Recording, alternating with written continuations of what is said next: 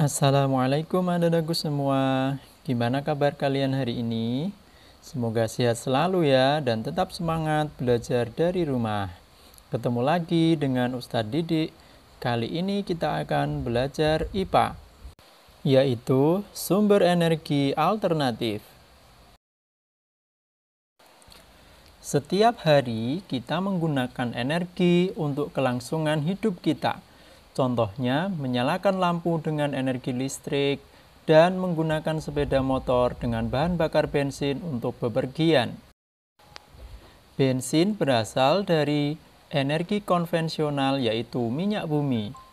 Minyak bumi tidak dapat diperbarui sehingga keberadaannya terbatas dan perlu dihemat dalam penggunaannya.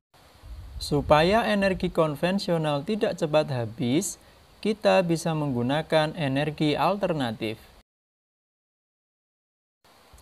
Energi alternatif adalah energi yang berasal dari alam dan jumlahnya tidak terbatas atau tersedia dalam waktu yang lama.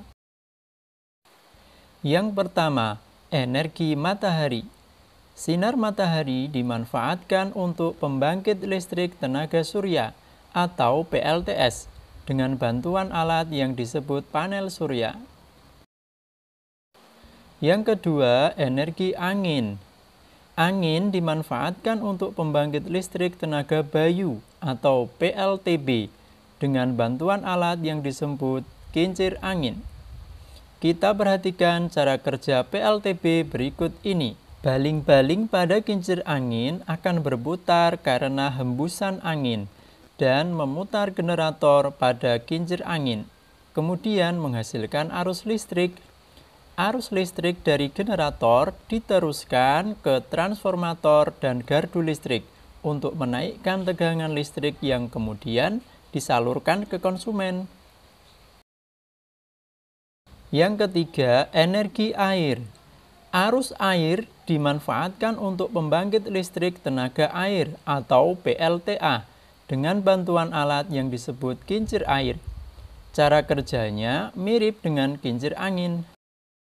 Yang keempat, energi panas bumi. Uap yang berasal dari panas bumi dimanfaatkan untuk pembangkit listrik tenaga uap atau PLTU. Biasanya PLTU memanfaatkan batu bara. Namun, batu bara merupakan sumber energi konvensional yang ketersediaannya terbatas, sehingga alternatifnya menggunakan uap dari panas bumi. Yang kelima, energi gelombang laut. Gelombang laut dimanfaatkan untuk pembangkit listrik tenaga gelombang laut atau PLTGL, atau ada juga yang menyebutkan PLTOL atau pembangkit listrik tenaga ombak laut. Kita simak cara kerja PLTG berikut ini.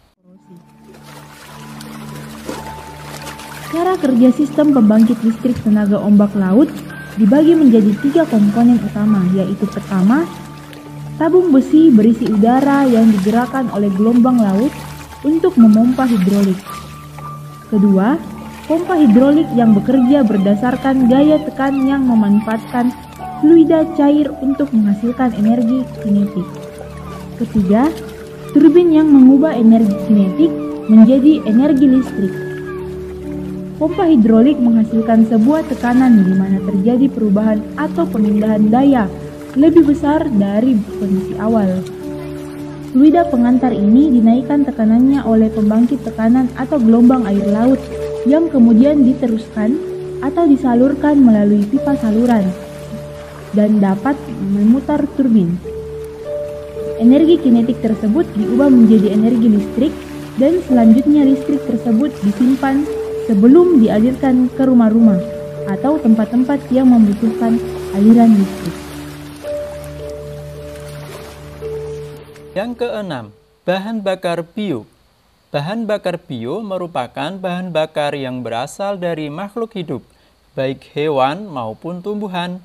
Bahan bakar bio dibagi menjadi 3. Yang pertama, biodiesel. Berasal dari bunga matahari, jarak pagar, kelapa sawit, kacang tanah, dan kedelai. Biodiesel dapat digunakan untuk menggantikan solar.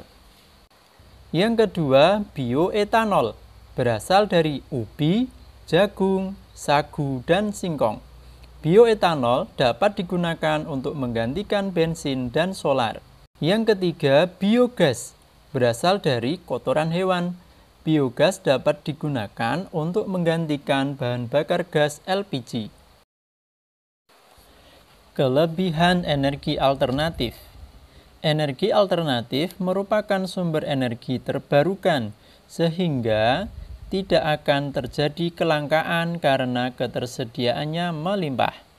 Yang kedua, energi alternatif tidak menghasilkan limbah yang membahayakan lingkungan, oleh karena itu disebut sebagai energi ramah lingkungan.